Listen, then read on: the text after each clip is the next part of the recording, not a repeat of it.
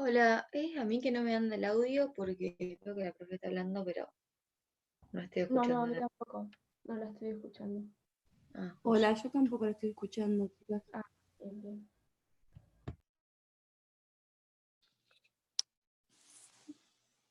Ahí tampoco. ahora sí. Ahora sí, genial. ¿Escucharon algo de lo que les dije o no? O sea, No, directamente nada, no se nada. No, escuchaba. nada. Ok, les decía que hoy nos toca hacer repaso, ¿sí? De los temas nuestros, por lo menos de lo que vieron conmigo. Ahora les voy a decir unas cosas del parcial como para que tengan en cuenta que ya se definieron, pero estaría bueno que ustedes vayan eh, preguntando, sea así por altavoz o escrito si les da más vergüenza, como para poder hacer un ida y vuelta. No sé si ustedes ya empezaron a estudiar o por lo menos hacer preguntas en base a los apuntes que ustedes tienen y poder hacer un mejor ida y vuelta.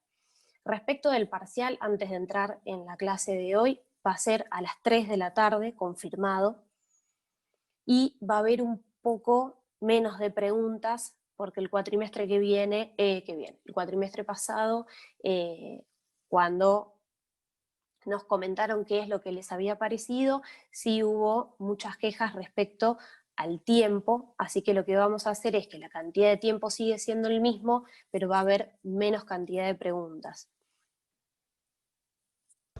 ¿Qué tiempo tenemos para responderlo? 1 hora. ¿Sí? Es una mezcla de multiple choice, verdadero o falso, y no te puedo decir cuántas, probablemente sean 2 preguntas de desarrollo.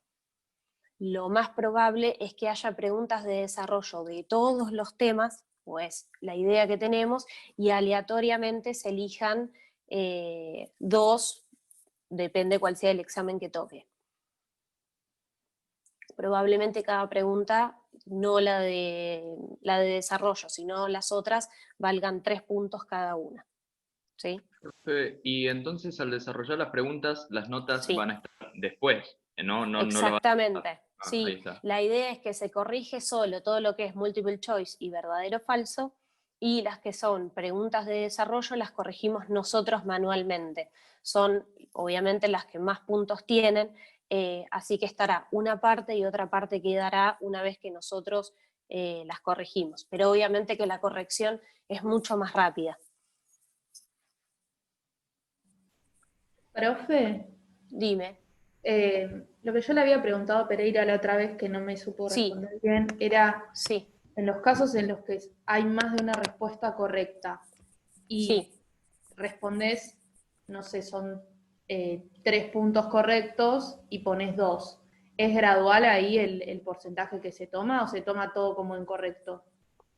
No, es gradual, es decir, cada respuesta tiene un puntaje. Por ejemplo, hay 4 respuestas y correctas son 2 y la pregunta en total vale 3 puntos, las correctas valdrán 1,50 cada uno, ¿sí? Ah, Pero generalmente las incorrectas descuentan. Entonces, no es lo mismo que vos pongas una sola y que sea correcta y te falte la otra, por ende vas a sumar 1,5, que si vos tenés 4, pones una correcta y una incorrecta porque te va a restar. listo. ¿Se entiende?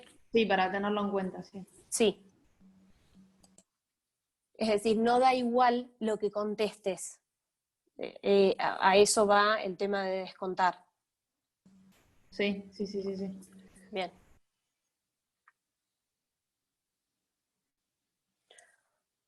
¿Algo más respecto del parcial?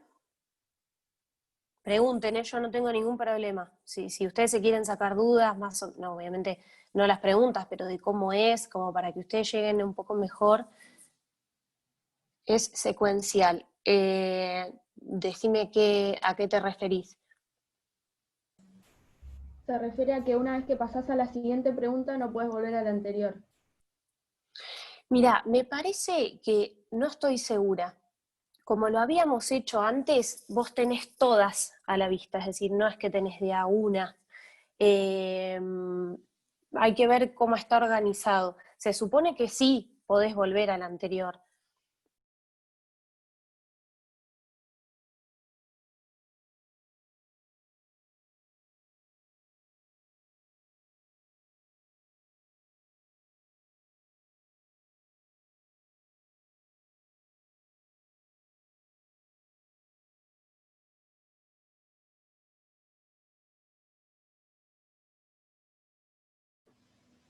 Se fue.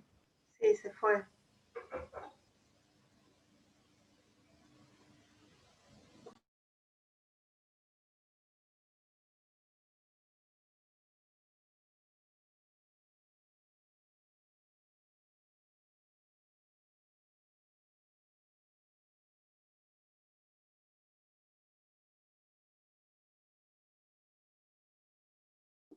Perdón, se salió, no sé qué pasó.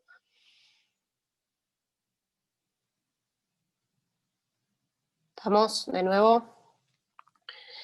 Bueno, les decía, si alguien tiene alguna otra duda respecto del parcial, tal vez como para llegar un poco más tranqui, igual me imagino que ustedes ya el cuatrimestre anterior han tenido,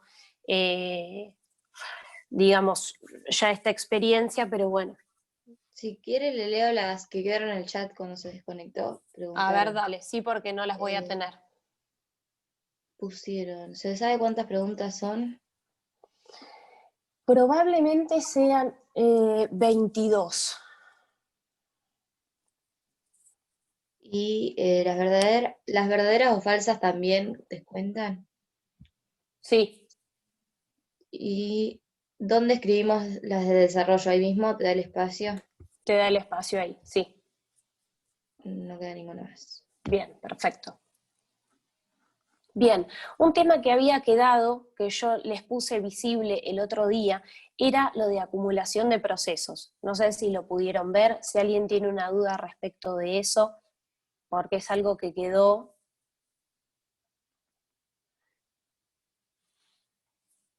Si no, les hago un breve repaso como para que tengan en cuenta de ese tema, ¿sí? ¿Sí? Perfecto. Bueno, vamos a ir viéndolo en conjunto, ¿sí? Y me frenan. No es complejo y la idea no es que se tome de manera compleja, pero lo vamos a ir viendo de nuevo. ¿Cuáles son las cuestiones más relevantes en lo que es la acumulación de procesos? Primero que todo, en cuál es la justificación que se da para la herramienta de la acumulación de procesos. Básicamente son dos. Primero que todo, la necesidad de evitar pronunciamientos contradictorios, ¿sí? ¿Esto a qué se refiere? Vamos a poner un caso práctico para que ustedes lo puedan aplicar. Hay un accidente de tránsito, ¿sí? Un accidente en un colectivo. Entonces, probablemente resulten heridas más de una persona a la vez. Si varias personas inician un juicio de daños y perjuicios contra, por ejemplo, no nos vamos a detener específicamente en eso, pero al conductor o a la empresa de colectivos, y cada uno la inicia de manera individual, lo más probable es que cada uno de esos juicios caiga sorteado en un juzgado diferente. Pero a su vez, si cada uno de esos pronunciamientos varía y es diferente entre sí, cuando el punto de conexión es casi idéntico, porque es tanto el sujeto, el actor, como el demandado, como la cosa que se demanda, es igual. Si yo tengo pronunciamientos contradictorios entre sí, ¿qué genero? Inseguridad jurídica, ¿sí? Entonces, el primer punto, la primera justificación está dada en evitar pronunciamientos contradictorios, justamente a los fines de evitar generar inseguridad jurídica. El segundo punto está en la reducción de ¿qué? De tiempo, de esfuerzo y de dinero en el tratamiento de dos o más cuestiones, o sea, dos o más procesos, que en definitiva podrían tramitar por las mismas reglas y bajo un mismo proceso, ¿sí? Eso serían la justificación o las justificaciones más relevantes para la acumulación. Entonces, Profe, ¿qué es? Sí, ¿tiene que ver con la conexidad y afinidad procesal? sí, Y el fuera de totalmente. tracción también. Exactamente, sí. Ok. Entonces, ¿qué es lo que se busca con la acumulación de procesos? Permitir que se llegue a una sentencia única y conjunta, ¿bien? Porque justamente, por esto que acabas de decir, que hay conexidad entre distintas causas, pero que en definitiva tienen mismos sujetos y una misma causa. Por ende hay conexidad entre estos distintos procesos y que se busca llegar a una solución armónica y simultánea. Aparte también por una cuestión de tiempos, porque sería totalmente injusto que ante una misma situación en un proceso se esté 5 años y el otro se pueda resolver en 1 año y medio según cuáles sean las condiciones de cada uno de los juzgados, depende en cuál haya caído. ¿Cuáles son los requisitos para la acumulación? Es decir, no cualquier proceso puede ser acumulado a otro. Primero que todo, que siempre una sentencia, es decir, la sentencia que pueda dictarse en uno de los procesos, pueda producir efectos de cosas juzgadas en otro. ¿Bien? Segundo, que los procesos tienen que encontrarse en la misma instancia. ¿Sí? Yo no puedo acumular un proceso a otro si no nos encontramos en la misma instancia. Si otro ya se encuentra en cámara, obviamente no lo voy a poder acumular. El tercer requisito es que el juez que pueda entender en ese proceso tiene que ser competente en razón de la materia, tanto en uno como en otro. Y por último, que puedan sustanciarse por los mismos trámites. Cuando habla de que puedan sustanciarse por los mismos trámites, se refiere a que pueda ser, quiero encontrar la palabra, digamos, ustedes vieron lo que son los diferentes tipos de procesos, proceso de conocimiento, proceso de ejecución, me imagino que sí, y dentro de los procesos de conocimiento, ¿qué tipo de procesos tenemos? Es decir, que si en un proceso de conocimiento los juicios, uno se sustanciará por los trámites del ordinario y el otro por el del sumario, en ese caso no podría acumularse. Es decir, que siempre tendrán que tener las mismas características para que todos esos procesos puedan ser llevados adelante por el mismo tipo de proceso de conocimiento o de ejecución en su caso. Bien. ¿Hasta acá vamos bien? ¿Alguien tiene alguna duda? Sí. El primer requisito es que una sentencia que se dicte en uno de esos procesos pudiera producir efectos de cosa juzgada en otro, en el otro. Podría ser de oficio o no. Es decir, en realidad el juez muy difícilmente conozca que existe otro juicio en trámite, es decir, no necesariamente el juez lo podría requerir, si está prohibido o no, es decir, el juez podría, generalmente va a ser a pedido de parte, como suele suceder con la mayoría de las cosas. Espera que sí, me perdí alguna pregunta. Profe, Bien, sí. ¿cuál es la diferencia principal entre conexidad y afinidad? Conexidad y afinidad. No, exactamente no lo sé. Habría que buscarlo. La verdad, si te lo digo, te miento, podría buscarles y se los podría subir. Pero la verdad, una diferencia en cuanto a la naturaleza, no te lo puedo decir. Claro, porque no está muy claro. Yo lo había buscado y como que era más o menos lo mismo, básicamente. Probablemente Como similar. Creo que ¿Cómo? por lo que tenía yo era como que la conexidad iba más a los elementos, o sea, si tenían alguna causa en común, ponele, y la afinidad más a las personas, si tenían una persona en común, pero no sé si es lo Sí, correcto. O sea, se sigue siendo lo mismo. sí, me parece que a lo que es en sí el estudio de, por ejemplo, la conexidad, no es que son dos cosas totalmente diferentes o uno va a ir por una línea u otra, sino que tiene más que ver con estas cuestiones, más de que se refiere a un elemento o a otro, pero no hace a la cuestión, al fondo de la cuestión. ¿Bien? Igual Y después para lo vemos. Yo el me lo fuero- voy... Sí, sigan, yo me lo voy a Para el fuero anotar de porque... atracción no aplicaría este instituto de acumulación porque es para No, sucesión.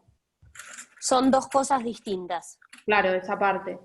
Exactamente. Vamos a poner, así yo te lo, afinidad y conexidad.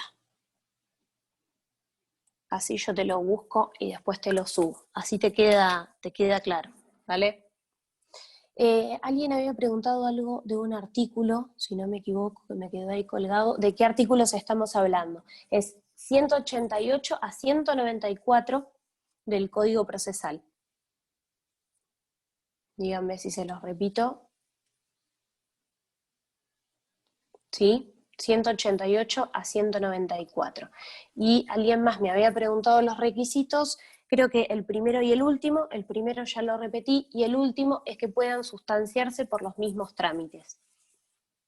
¿Bien?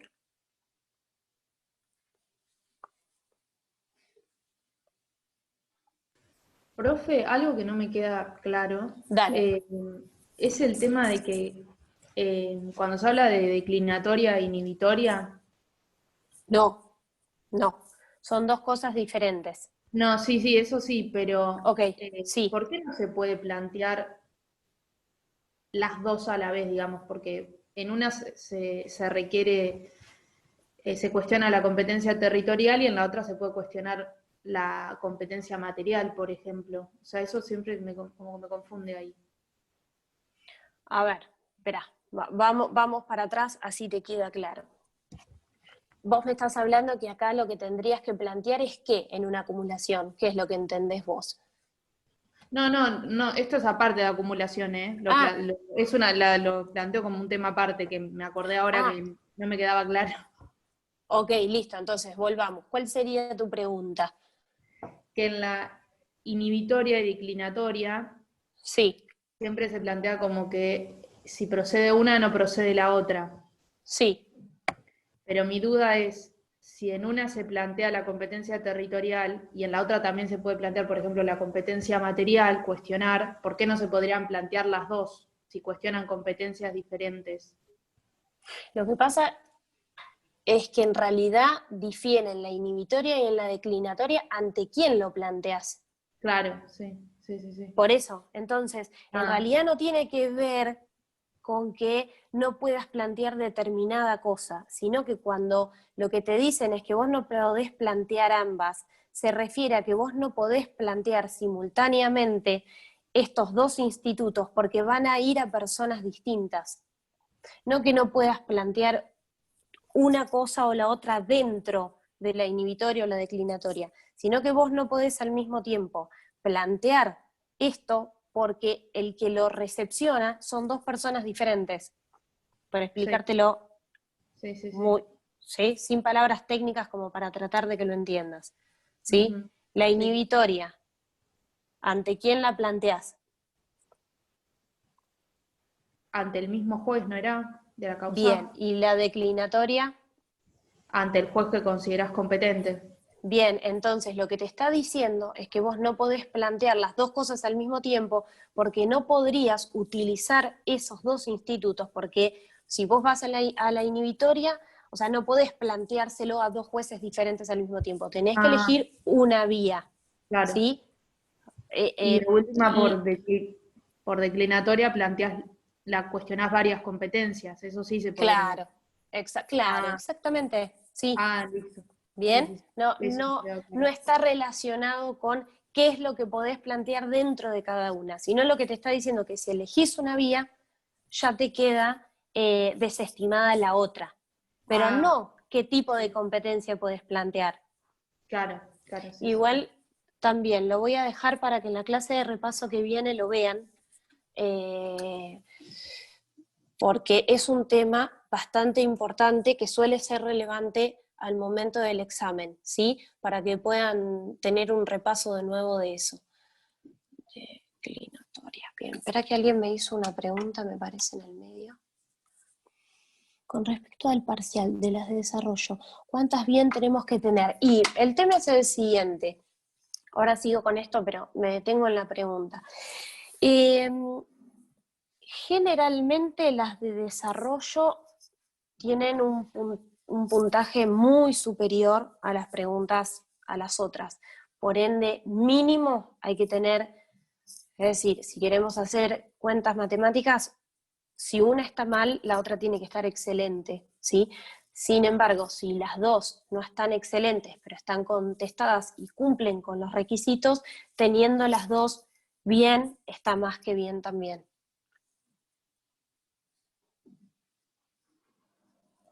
¿Sí? ¿Seguimos?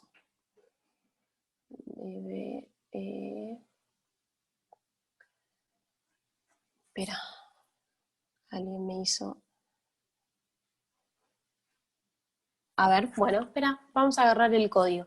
A ver, alguien de ustedes agarra el código y lea inhibitoria y declinatoria, si pueden. Si alguien se ofrece. Profe, ¿le puedo hacer otra preguntita? Sí, No es a ver, dale. respecto, no es respecto de su tema, pero más que nada tiene que ver con una cosa que dice los artículos y que no lo termino de Dale, entender. lo vemos, En lo la, vemos. en la recusación sin expresión de causa, en una parte de los requisitos, o sea, de los momentos que lo puede plantear la parte, dice, o de oponer excepciones en el juicio ejecutivo. ¿Qué quiere decir eso? Bueno, a ver, vamos a verlo, así nos queda bien. Primero vamos a ver declinatoria e inhibitoria. Artículo 7, ¿sí?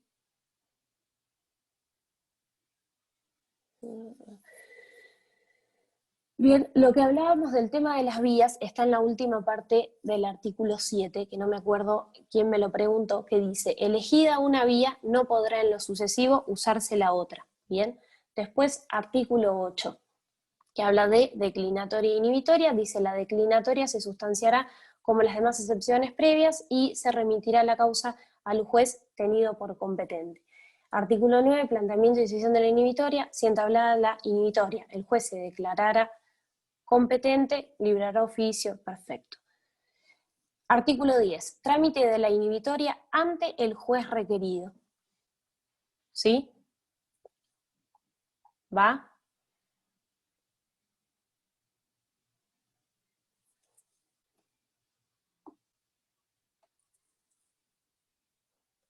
¿Se entiende?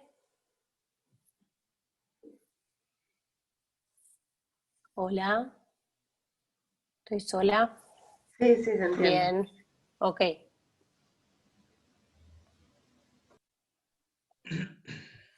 Bien. No sé el nombre del chico que me preguntó, así vemos el artículo y... Artículo 14. Artículo 14. Matías, ¿no?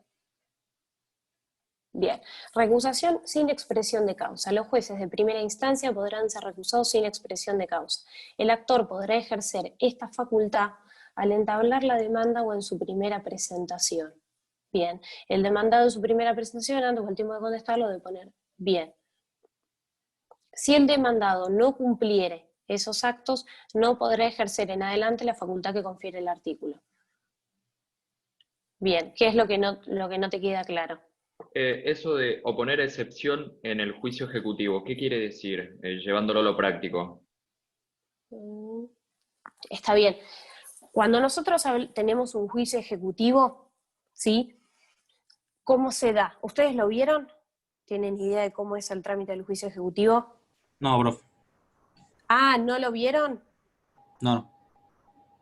Ah, bueno. Habría, por eso no lo entendés, te entiendo. El demandado en un juicio ejecutivo en realidad no se llama demandado, se llama ejecutado, ¿sí? Ese es el nombre que adquiere en un juicio de estas características. En realidad, el ejecutado no puede presentarse a contestar demanda como lo hace en un juicio de conocimiento. Lo que tiene es la posibilidad de que dentro de los 5 días de haber recibido el mandamiento, de poder presentarse a oponer excepciones. Esa es la defensa que le otorga el código como herramienta, ¿sí? A los fines de poder defenderse de esa ejecución. Es decir, por eso te dice que es o de oponer excepciones en el juicio ejecutivo, porque no va a poder ser antes o al tiempo de contestar demanda, porque no tiene esa posibilidad, sino que la posibilidad que tiene de recusar sin causa es al momento de oponer excepciones, porque es la única posibilidad de defensa que tiene, ¿sí? Como ejecutado en ese proceso. Si en ese plazo no no opone excepciones, después va a seguir el trámite de la ejecución, digamos, sin más. Por eso tal vez no lo entendías. Si no vieron ejecución, o sea, proceso de ejecución, es una diferencia importante entre lo que es un juicio de conocimiento y un juicio de ejecución. ¿Sí? Ah, bien, bien, bien. Gracias. Bien, ahí va. Ok. Profe, a mí me Bien, queda algo sobre la inhibitoria, es algo dale. leve. Si se puede, por lógica no se puede de oficio, ¿no? La inhibitoria. Declarar la inhibitoria. Sí, ¿por qué no?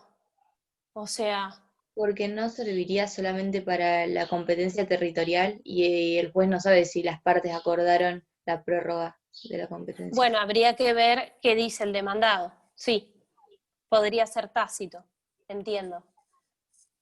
Por ejemplo, claro. A eso iba Bien, que no, sí. o sea, no sé, por eso me entraba la duda si se puede de oficio la inhibitoria. No, estamos de acuerdo que con lo que decís está bien tu razonamiento. ¿Bien? Profe, en relación a eso, Dime, con lo que dime. dijo José, la materia que está en cuestión no es susceptible de prórroga, pero la inhibitoria no sería una acción de las partes y no algo del juez. El juez a lo sumo se excusa de participar. Claro.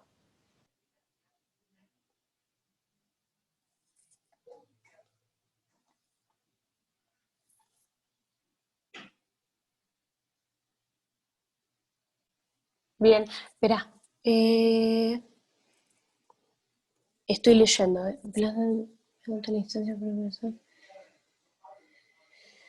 Había hecho una consulta en el foro sobre una pregunta de parcial. No, veámosla ahora. Andrea, haceme si querés la pregunta, así te queda claro y lo entendés. Porque la idea es que lo puedas entender. ¿Vale? Si andás por ahí, lo vemos.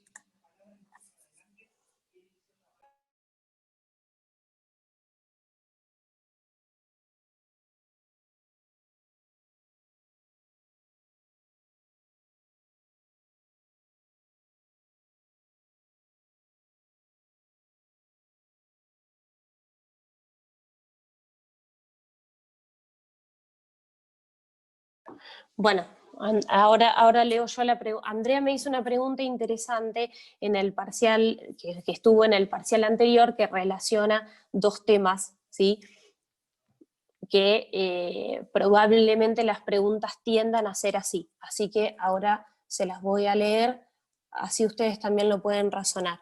Espera que leo otra. El parcial, no hay problema. El parcial es el mismo para todas las comisiones porque si no vimos los procesos, lo van a... No, cada comisión hace un parcial diferente. Ustedes van a tener un parcial hecho por nosotros y otras comisiones tendrán su parcial hecho por los profesores de cada comisión. Igual a mí me parece que este tema lo tienen que ver en algún momento, lo que es diferencia de procesos en la clase que les queda, si no me equivoco, lo van a ver. Es la unidad 7, profesora. Sí. Y se supone que entra en la segunda parte. En la segunda parte, bueno, Claro. el año, o sea, el cuatrimestre pasado entró en el primer parcial. Entonces, si no lo, ustedes igual no se preocupen, si no lo ven, no lo van a tomar, ¿sí? Me pareció que tal vez quedaba algo de diferencia de procesos para ver, pero por las dudas, pregunten.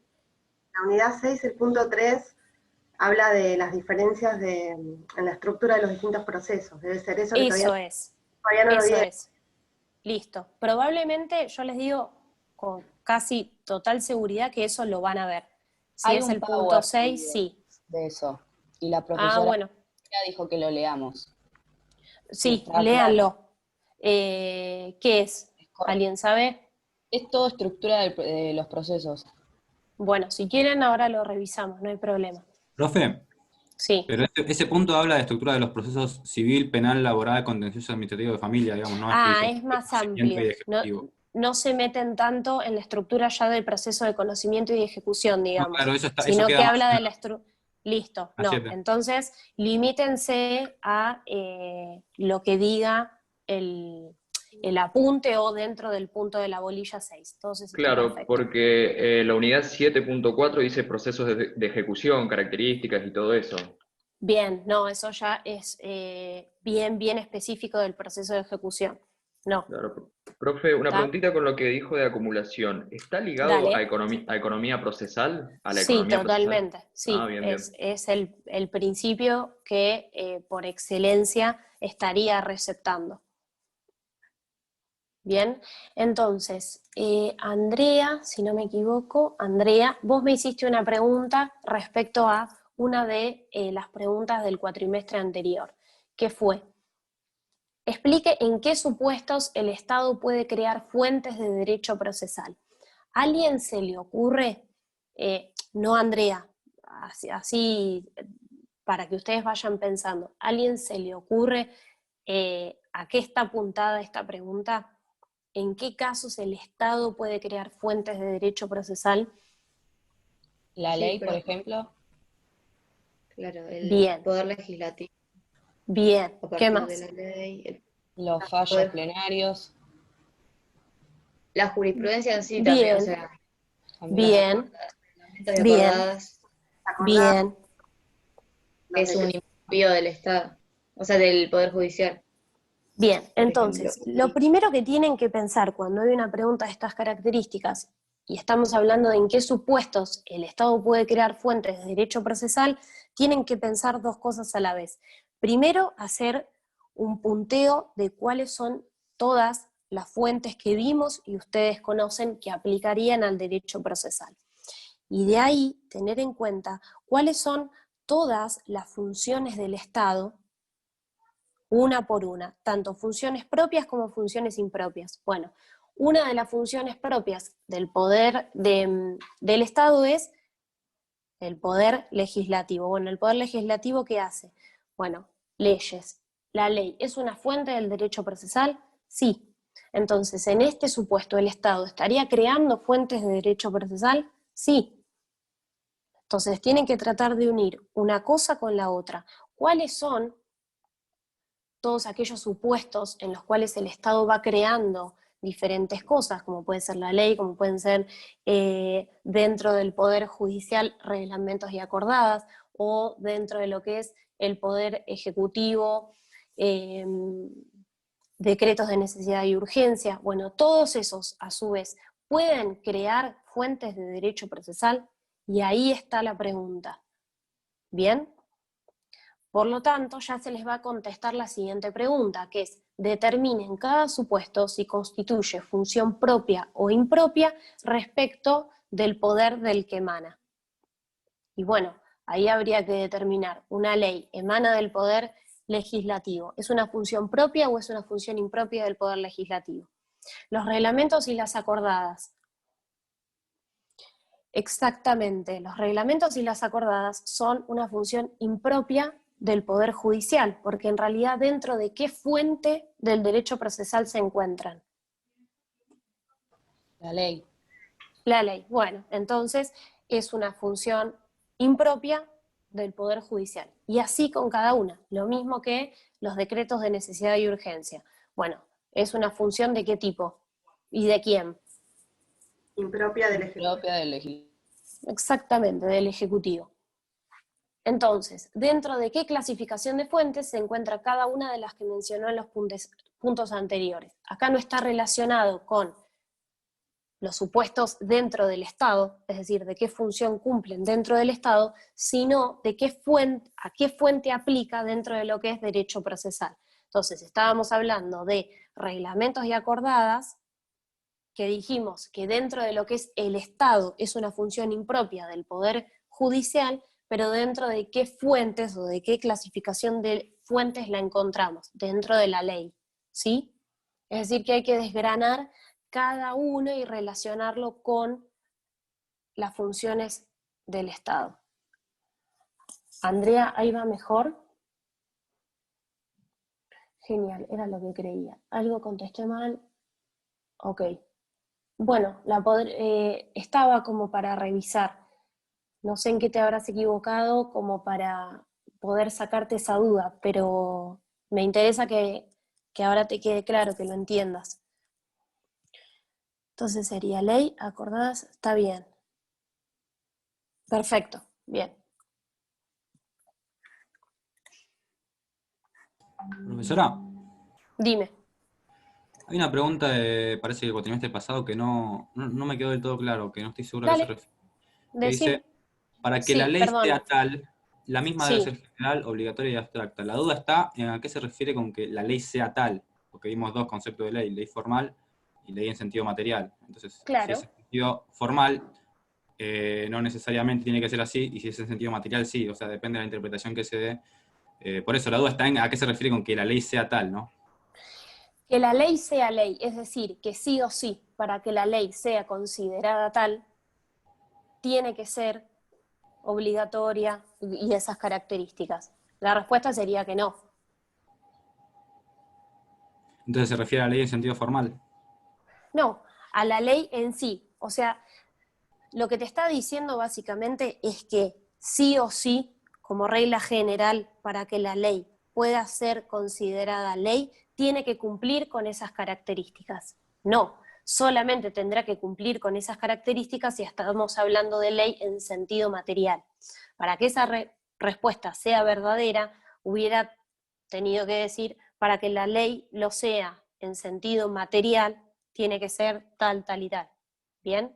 Pero ahí te está diciendo que la ley en su totalidad, o lo único que tiene que cumplir como característica la ley en términos generales, es cumplir con esas tres características. Entonces, no. Claro, claro, tenía la duda de la interpretación que se hace. ¿Está? Está bien, Sí, gracias. puede ser, tenés razón.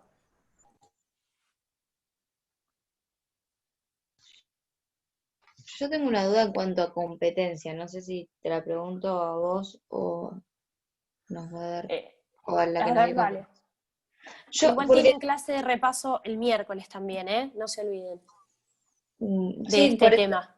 pero a mí me surge la duda cuando, competencia territorial, cuando que nos han planteado un caso donde Sí, el contrato se celebró en tal lado, pero la persona se fue a vivir a otro, y entonces ahí está el domicilio del obligado, ¿no? sí, ¿Y qué pasa en esos casos? O sea, ¿cuál es la competencia territorial? Y yo voy al artículo 5, ¿no? Y dale. cuando Vamos. se ejerciten acciones personales, en el inciso 3, Sí, sí, sí. cuando se ejerciten acciones personales, el del lugar en que deba cumplirse la obligación expresa o implícitamente establecido conforme a los elementos aportados en el juicio, cosa que eso a veces no dan detallado, tipo, no nos Sí, dicen, quedaron pactado que el lugar. total. Sí, sí. Bueno, entonces vamos a la segunda parte, dice, y en su defecto, a elección del actor, el domicilio del demandado o el del lugar del contrato.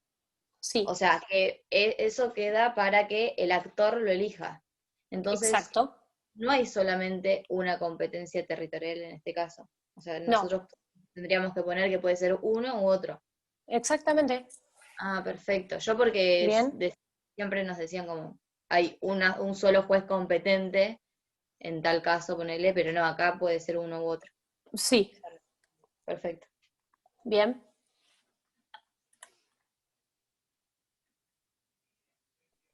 Profe, una preguntita con Sí, respecto a la tutela judicial efectiva, que dale. cuando diste el tema nombraste tres momentos cruciales o tres enfoques primordiales de la tutela Sí, judicial. sí, En el segundo momento, el derecho a obtener sentencia de fondo, ¿había unos sí, requisitos de cómo tenía que ser? ¿Cómo era sí. eso? Motivada y fundada. Ajá, bien, bien, bien. ¿Y con un Bien. plazo razonable puede Y ser? dentro de un plazo razonable, exactamente. Que el problema que hay con el plazo o a lo que se llama tiempo razonable es que no está definido, ¿sí? Porque en este caso no se refiere a que esa sentencia tenga que ser dictada, o sea, no lo vieron con tanto detalle porque no entramos en lo que es proceso, pero se supone que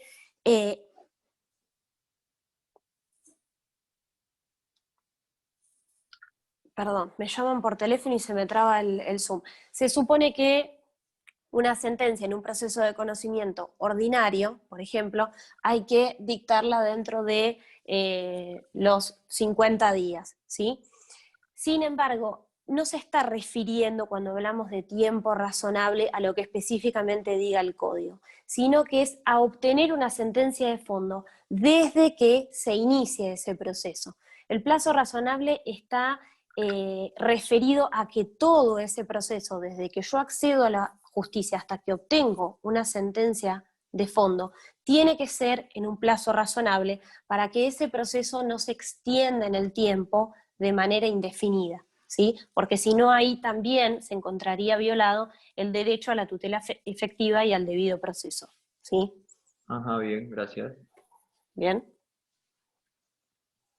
Y en cuanto a este tema de la tutela judicial efectiva y Sí, el debido proceso, sí.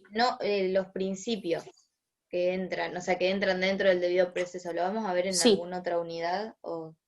Ah, listo. Acá vimos Lo por que son, arriba vendría a ser exactamente, igualmente lo que son principios procesales no son exactamente iguales a esto que estamos viendo acá en lo que es debido proceso y tutela efectiva, ¿sí? Sí, en algunos tienen relación, pero no se ven exactamente así. Estos son principios o derechos más amplios. Después van a ver economía procesal, principio de congruencia. No es que no tengan relación entre sí, pero no necesariamente los van a ver iguales a como los vimos en la clase. ¿Bien? Profe, Sí, volviendo al tema de las funciones propias, impropias, sí. ¿por qué fallo plenario y doctrina legal está incluido, digamos, en la ¿Cómo? respuesta? ¿Dijiste están o no están? ¿Por qué no están incluidos? No los Sí, nombraron. están. Claro, sí, sí, sí. Sí, sí, sí. O sea, Fallo cierta parte plenario, también, sí. ¿Cómo? porque tienen carácter de ley, porque tienen carácter de ley. El fallo Exactamente. plenario y la Si no legal. los nombré fue porque no los dije en el ejemplo que se me ocurrió. No significa que no sean. No, no fue excluyente la respuesta. Bien. Listo, Dicho listo. y hecho, el fallo plenario es una función de quién y de qué tipo. Y es impropia del Poder Judicial, ¿no? No, no es impropia. Ah, es propia. Claro. Ah, no, pensé que era impropia. Yo tenía que era impropia, porque tiene carácter de ley para algunos jueces. O sea, carácter de ley vinculante para algunos jueces y por eso la tenía Sí, como impropia yo, está en el bien, apunte. pero no es que tenga fuerza de ley, es vinculante. Lo que pasa es que es una función propia del Poder Ah, Judicial, ¿sí? A su vez, no va a ser vinculante para otros. Entonces, por más que tenga las mismas características, no se encuentra dentro de la fuente ley. ok. Gracias, profe. No, de nada. La costumbre, no. En este caso, la costumbre no. Porque la costumbre no emana de ningún órgano del Estado, sino que es por parte de la sociedad. En este caso sí, la costumbre no entraría en la respuesta. Y doctrina Bien, legal, la doctrina legal sería propia del Poder Judicial. claro, porque la diferencia que tiene entre uno y otro es que emana de diferentes jueces, ¿sí? O de diferentes tribunales, pero forma parte de lo mismo, sí. Gracias. Fíjense bien todo lo que tiene que ver con fuentes o sobre todo la clasificación, yo les hincho bastante porque después suele haber confusiones con eso. Entonces aprovechen si tienen alguna duda con el tema de la clasificación de fuentes para sacársela ahora. Si quieren igual lo repasamos. Se los dejo como para que lo tengan en cuenta. Entonces habíamos dicho que... Espera que... Profe, yo lo tenía como que era una función impropia, porque la función propia del Poder Judicial no es dictar sentencias para resolver los conflictos intersubjetivos Y de bueno, en interés. este caso también. En este caso, entonces, también queda como que es Claro, propia. La doctrina legal claro. también.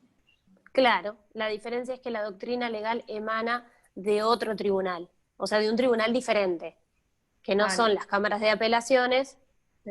sino la Suprema Corte de la Provincia de Buenos Aires. Listo, genial.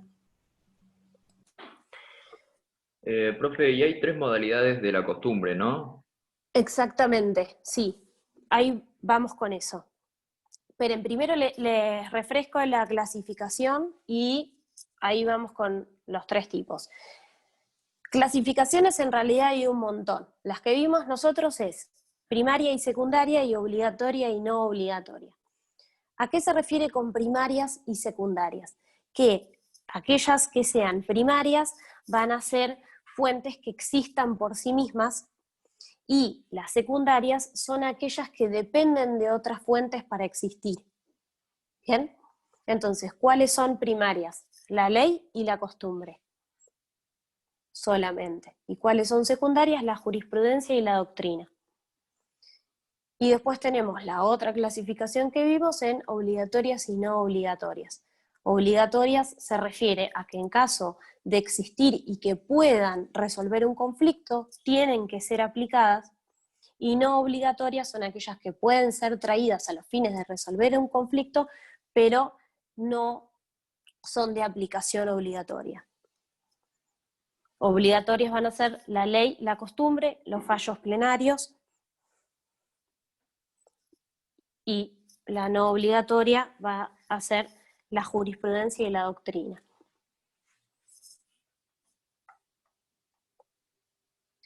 Profe, ¿y la doctrina legal sería obligatoria para los tribunales inferiores? La doctrina legal es obligatoria para solamente ¿quiénes? Los tribunales inferiores. Si es de ¿De la Corte quién? y si es de la Corte Suprema para toda la nación y de la Suprema Corte para la No, provincia. No, inferiores de la Suprema. no. Es Suprema. la doctrina legal, nosotros nos referimos a los fallos de la Suprema Corte de la Provincia de Buenos Aires. Los fallos de la Corte Suprema no son vinculantes, lo cual no significa que por una cuestión de que es el máximo tribunal que interpreta la ley, los jueces generalmente no sigan el lineamiento de la Corte. Sin embargo, no hay una obligación de seguir los fallos dictados por la Corte Suprema de la Nación. Claro. Entonces, porque, cuando nosotros... Sí. No, porque no sé con qué profesor tuvimos el otro día que nos dijo eso. Yo lo tenía anotado como Suprema Corte nada más, porque vos Sí. lo habías dicho, pero no sé por qué nos dijo que la doctrina legal era de la Corte Suprema para toda la nación y la Suprema Corte solamente para la provincia. No sé si no era Basso, pero bueno, yo lo anoté por eso. Pero Bien. me queda claro de la Suprema Corte. Bien. Muchas veces la Corte Suprema, es más, por ejemplo, en todo lo que tiene que ver con cuestiones de tipo laboral, aunque no sea la materia, la Corte de la Provincia de Buenos Aires es muchísimo, o sea, es muy diferente la interpretación que hace del derecho laboral la Suprema Corte de la Corte Suprema. Está mucho más a favor de los derechos del trabajador, ¿sí? La Suprema Corte que la Corte de la Nación, y nosotros, todo lo que es los tribunales de trabajo de primera instancia, se guían en base a lo que dice la Suprema Corte de la Provincia de Buenos Aires. Y no necesariamente está mal, y justamente no es vinculante lo que diga la Corte Suprema respecto de nuestra provincia, ¿sí? Y aplicable a nuestros tribunales. Lo cual no quita tampoco, que esto ya lo habíamos hablado en su momento, que por más que la Suprema Corte tenga un lineamiento, los jueces de primera instancia no puedan fallar de manera distinta en tanto y en cuanto den su justificativo o una fundamentación suficiente. En este caso no estoy hablando de fallo plenario porque eso sería Cámara, estoy hablando de que si un tribunal se quiere desligar de lo que dice la Suprema Corte, si alguien me lo pregunta, sí, también podría. Pero se podría apelar en todo caso. Sí, obvio, eso siempre. O sea, sí, por eso. En ese caso sí. Con fundamento de la decisión de la Suprema Corte en esos casos, con él. Exactamente. Después, alguien me había preguntado entonces respecto de la costumbre. ¿Qué tipo de costumbres existen? Tenemos 3. secundum legem, que en realidad es a favor de la ley. No necesito que se aprendan los nombres en latín.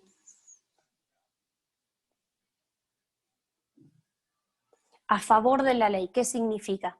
Que es que la misma ley o la norma hace remisión a la costumbre del lugar.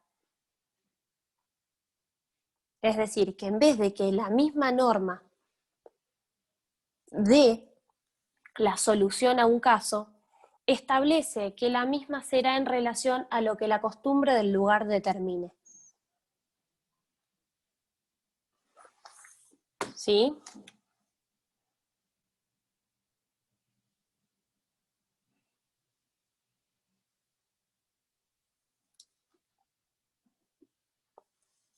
Después tenemos la segunda modalidad, que es la praeter legem, que significa aquella que regula situaciones que la ley no regula,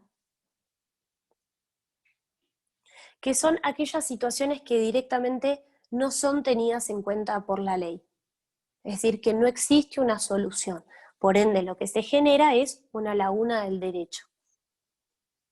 En este caso queda subsanada esta laguna o esta ausencia de resolución mediante la costumbre del lugar. Y por último tenemos la contra legem, es decir, aquella costumbre que va contra una ley actual, es decir, una ley vigente. En este caso, aquella costumbre que va contra una ley que se encuentra vigente no tiene efectos jurídicos.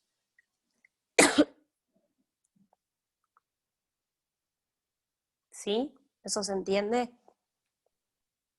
Profe, Sí. en relación a eso le quería consultar, porque cuando un juez... Esperá, ahí viene la segunda parte, esperá. Porque quiero que tengan bien en claro qué significa para poder explicarles la segunda parte. La costumbre contra legem no tiene efectos jurídicos, pero lo que puede suceder es que una costumbre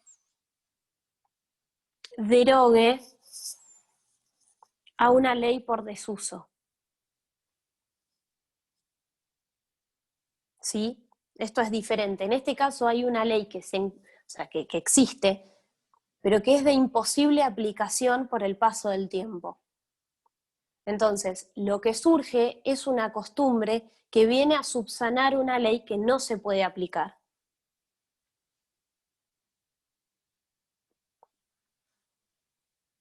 Ahora, decime. No, en relación a eso que explicó, una costumbre contra legem, en donde por costumbre el juez deja de aplicar una ley vigente. Por ejemplo, el caso del artículo 118 del Código Penal, que penaba el adulterio con prisión de 1 mes a 1 año. Estuvo vigente hasta el año 2005, que por ley se derogó, pero los jueces no lo aplican en sus fallos. ¿Eso no sería una costumbre que da fuente de derecho procesal? Claro, exactamente. Perfecto. Y es una costumbre ejercida por un organismo del Estado. Claro, exactamente. Obviamente, una fuente se va a ir relacionando con otra, porque la costumbre, en definitiva, ¿quién la va a aplicar? El Poder Judicial. Claro, exactamente, el juez al momento de resolver un determinado conflicto, ¿sí? Bien, entonces se constituye como fuente de derecho procesal. Exacto.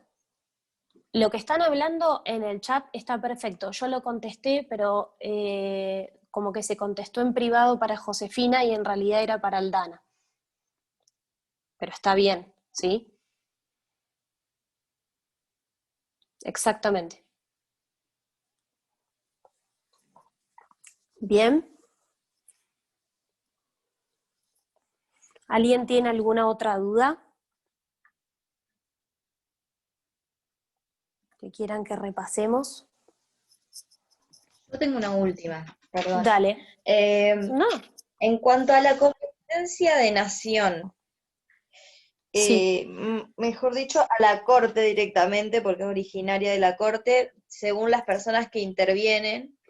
Sí. Cuando esas, según las personas que intervienen, tienen, o sea, el litigio se da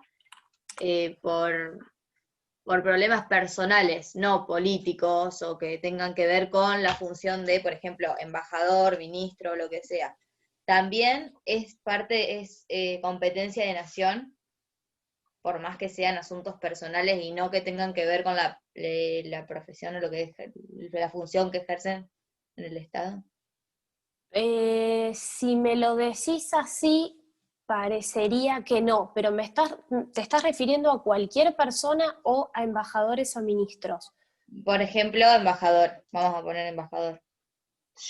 Un embajador tiene un problema personal, o sea, el litigio empieza por un problema personal, no en cuanto a su función, sino, no sé, de familia, no sé, con una cuota de alimentos, no sé, pero lo que sea.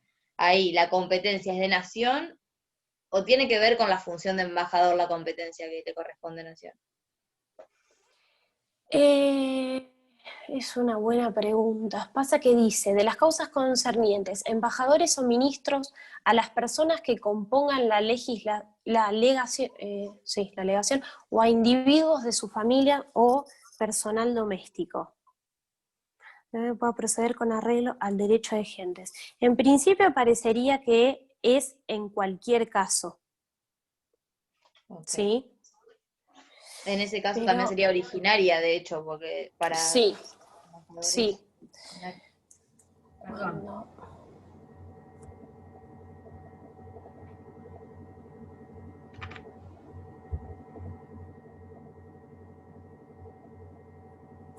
Pero vamos a anotarlas para buscarlo. Quiero sacar bien esa duda porque me parece una pregunta interesante, ¿sí? Así que déjala en stand-by porque lo vamos a investigar. ¿Dale? Profe, una preguntita con respecto de la competencia federal, pero no necesariamente de la teoría. Por ejemplo, ¿no? En el caso penal, ¿por qué existen los tribunales orales federales y hay algunos delitos que van ahí, pero en la ordinaria, en la provincial, no? No entendería eso bien. No, de penal olvídate. No, Ah, bien. no. No es para, no es para esta materia. No.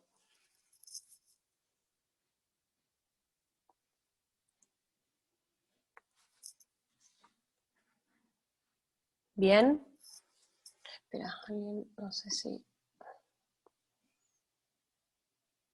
Sí, en este caso, Eugenio, cuando habla de su empleada, sí sería originaria. En ese ya desde ya te digo que sí, porque es uno de los casos que recepta el artículo de la Constitución, sí.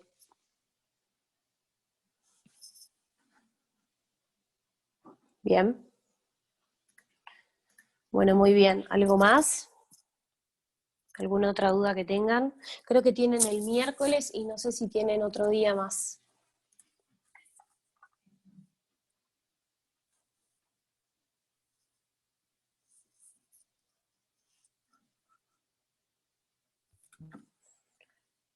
En cuanto a la dime. acumulación de procesos, ¿lo Sí. terminamos?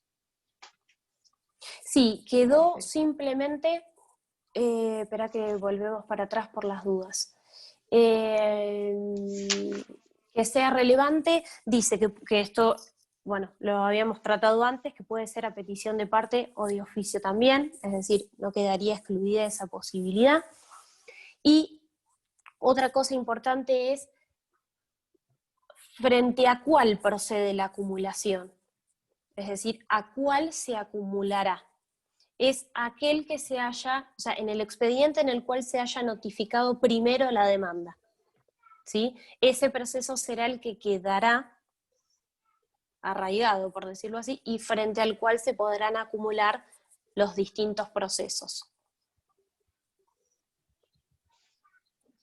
Bien, ¿y en qué momento? Es decir, ¿cuándo se puede proceder a la acumulación? En cualquier instancia o etapa del proceso hasta que quede en estado de sentencia.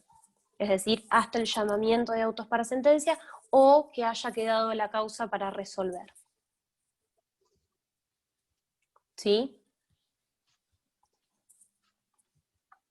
Perfecto.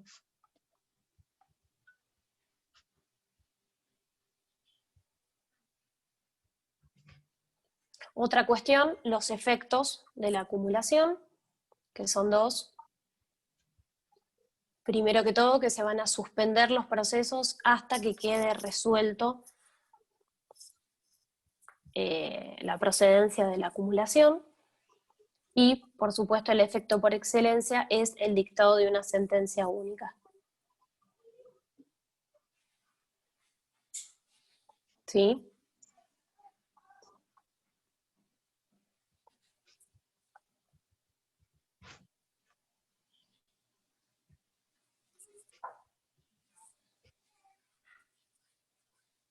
¿Estamos bien? ¿Algo más?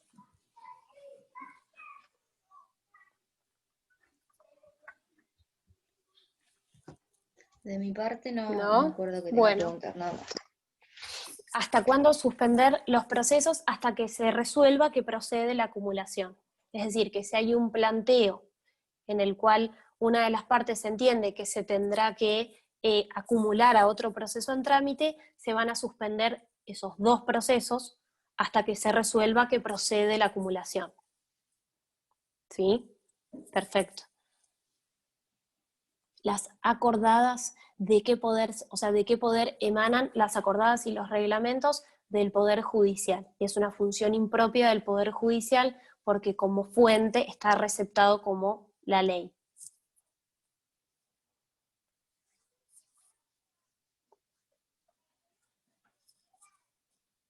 ¿Sí? Bien. Bueno, espero que tengan mucha suerte. Igual no me olvido, ya me anoté las cosas que quedaron pendientes o confusas para poder contestarlas. Acuérdense el horario de parcial porque es diferente al horario de clase. Y bueno, que tengan mucha suerte todos. Gracias, profe. De Gracias. nada, Gracias, nos profe. vemos. Gracias. Adiós. Gracias. Chao.